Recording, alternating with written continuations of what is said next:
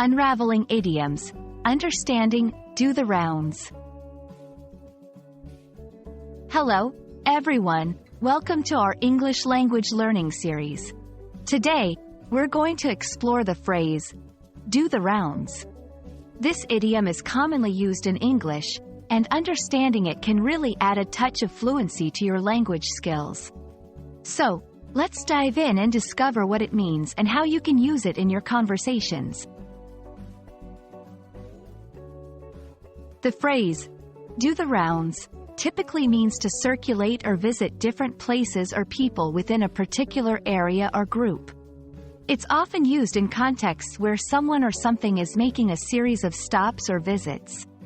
For example, a doctor visiting patients in a hospital, or a news story being widely discussed in various media outlets. Understanding the origins of idioms can be fascinating. The phrase, do the rounds, likely originated from medical or military contexts. In hospitals, doctors do their rounds by visiting each patient. In a military context, it referred to guards patrolling a specific area. These original uses beautifully capture the essence of moving around a circuit or set path. Let's look at how do the rounds is used in everyday language. 1. Social context. I need to do the rounds at the party and greet all the guests. 2. Work environment. The manager is doing the rounds to check on everyone's progress. 3. News and media. That rumor has been doing the rounds on social media. It's important not to confuse do the rounds with just moving around randomly.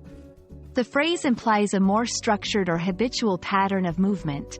Also, it's often used figuratively, so don't take it too literally in every context.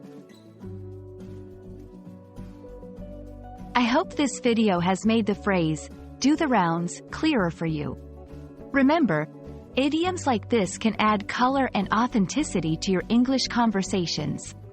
Keep practicing, and soon you'll be using them like a native speaker. Thanks for watching, and see you in our next video.